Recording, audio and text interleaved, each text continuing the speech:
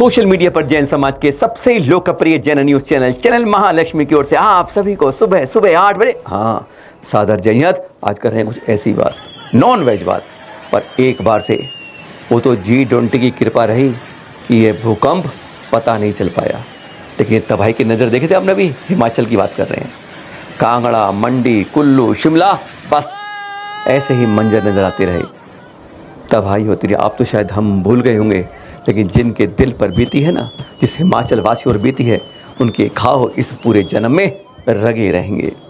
और इसके बारे में, एक त्रासदी के बारे में बहुत बड़ी हलचल है। ये विपदा यही नहीं आई है, दुनिया के कोने कोने में जगह जगह इस तरह की प्राकृतिक क्रूरतम विपदा आई है। उन देशों में जो अपने को बड़े बड़े एडवांस कहते हैं, वो देश जो हमेशा शांत रहते हैं, उन देशों में ये भयंकर त्रासदी के चित्र आपने आजकल बहुत सारे चैनलों पर देखे होंगे। पर एक प्रोफेसर ने इसे जागरूक कर दिया है, जिसे खलबली मच गई हर एक जगह। देख रहे हैं आप, ये लक्ष्मीधर बेहरा जी हैं।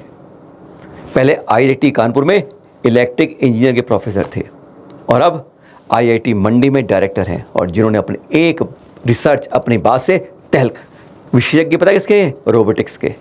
और इन्होंने अभी 6 सितंबर को जो मीटिंग करी बच्चों की वहाँ पर IIT के सारे छात्रों में, उन्हें संकल्प दिलाया कि मांस नहीं खाएंगे। पर क्यों?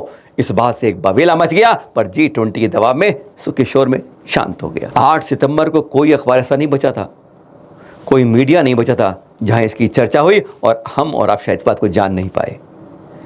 कहीं भूकंप, तूफान, बवेला, जलवा आता है, भूस्खलन होता है, लैंडस्लाइड होता है, बादल फटते हैं, कहीं बादल की बाढ़ के तूफान आते हैं। यह सब किसके कारण होता है? ये प्रकृति क्यों गुस्सा करती है? आज से 5 साल पहले भी एक विदेश में रिसर्च हुई थी, उसके बारे में इस तरह आया था, लेकिन तब हमारे देश में इसका पता नहीं चला था। अब इन्होंने इस बात को जागरूक कर दिया है, जो आप इस तरह की कुछ खबरों के अंश दिखा रहे हैं आपको। जम्मू से लेकर नीचे कन्याकुमारी तक हर जगह इसकी चर्चा हो गई। उन्होंने बच्चों को संकल्प दिखाया कि आप एक शपथ लो कि आप कभी मांस नहीं खाओगे। आज जो हम पशु हत्या करते हैं ना, उनकी चीख पुकार यूं ही शांत नहीं होती है। प्रकृति के चारों कोनों में हवा, आसमान, जल, पृथ्वी, आकाश सब जगह झकझोर जाती है, और पृथ्वी के ऊपर फिर प्रकृति का विनाश शुरू हो जाता है। ये मत सोचना कि आपने यहाँ मारा है तो दूसरी जगह नहीं होगा, कहीं की असर कहीं तक पड़ता है। इस पूरी पृथ्वी पर कहीं ना कहीं बवेला मचता है। कहीं इस बार त्रासदी हुई बाढ़ से, और कहीं त्रासदी हुई है सूखे से। आज हमारे देश में भी यही झकझोर रहा है। स्पष्ट है, जब तक ये पशु हत्या क्रंदन चलता रहेगा, तब तक ऐसी प्रकृति की तबाही आती ही रहेगी। उन्होंने अपने संदेश में अपने बच्चों में यही कहा। आपको हमारी बात पर विश्वास तो हो नहीं रहा होगा, इन खबरों पर भी नहीं मान पा रहे होंगे, उन्हीं के मुख से सुनेंगे तो शायद आप समझ जाएंगे। सुनिए जरा।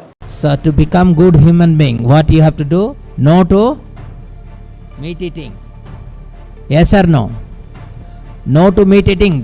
एक साथ Himachal Pradesh will have a significant downfall if the innocent animals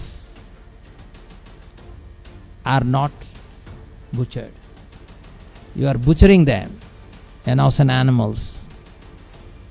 That has a symbiotic relationship in the degradation of the environment as well, which you cannot see now, but it will have.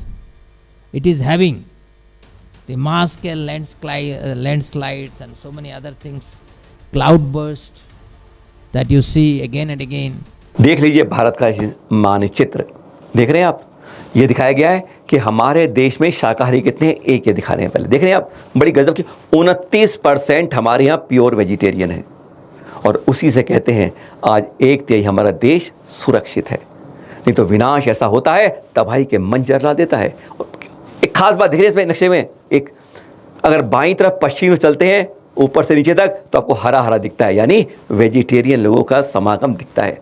और जब जैसे यदि आप पूर्व बढ़ते जाते हैं, आपको वह लाल, ब्राउन, नंगरे, मांसाहारी सब। बड़ी गजब की बात है, हमारे देश के विचित्र है। अगर आप ऊपर से नीचे चले, अब देखें जम्मू, राजस्थान, पंजाब लेके आज गुजरात, महाराष्ट्र, आपको नीचे बेल्ट तक लेफ्ट साइड पूरी की पूरी शाकाहारी दिखती है, और पीछे सारों पूर्वोत्तर राज्य, बंगाल आ जाए, झारखंड आ जाए, बिहार आ जाए, इधर नीचे उड़ीसा आ जाइए, छत्तीसगढ़ इधर बेल्ट में बिल्कुल नीचे आ जाइए, अब तेलंगाना आ जाइए, यह सब आपको मांसाहारी बेल्ट दिखती है। यह दर्श दिखा रही है कि अगर हम कहीं पशु पर उत्पात करते हैं, तंग करते हैं, परेशान करते हैं पशु जानवरों को, पक्षियों को, तो उसका फल हमको ही, हमारे ही किसी बंधुजन को भुगतना पड़ता है। प्रकृति किसी को छोड़ती नहीं है, छेड़ोगे तो छोड़ेगी नहीं, और कुछ नहीं कहोगे तो कहती हैं स्वर्ग धरा पर उतर भी आता है। और दीमापुर से यह सूचना मिली है, आरिका गरिमामती माता जी, आरिका गंभीर माता जी सत्संग के अंदर हैं, आरिका ओममती माता जी, जिनकी 8 सितंबर को रात्रि 9:55 पर समाधि हो गई। अगले दिन प्रातः डोला यात्रा के साथ अंतिम संस्कार किए गए। चैनल महालक्ष्मी व सांध्या महालक्ष्मी हार्दिक विनयांजलि अर्पित करता है। सीए अंकुर जैन ने देखिए मुहिम चली।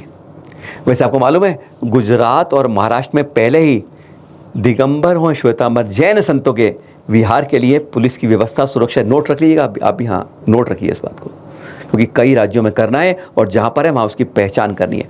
इन्होंने मध्य प्रदेश में लिखा लेटर कि हमारे दिगंबर संतों, श्वेतांबर संतों या जैन संतों से विहार में कहीं ना कहीं दुर्घटनाओं की बहुत शिकायतें मिलती हैं, तो इसलिए कर्तव्य बनता है प्रशासन का, शासन का, कि वह उनके साथ विहार में सुरक्षा की व्यवस्था करे।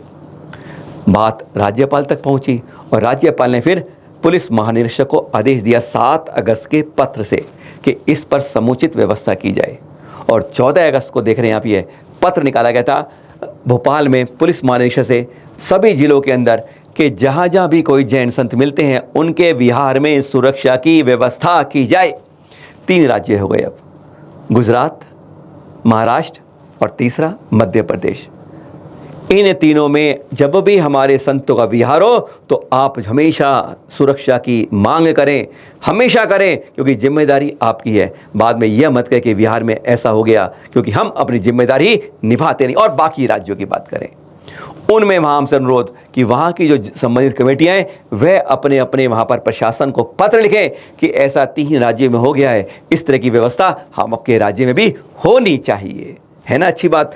इस बात की प्रयास आपको करना होगा, तभी हमारे संत सुरक्षित रह पाएंगे। फिर मिलेंगे आपके साथ। सादर जय जिनेंद्र।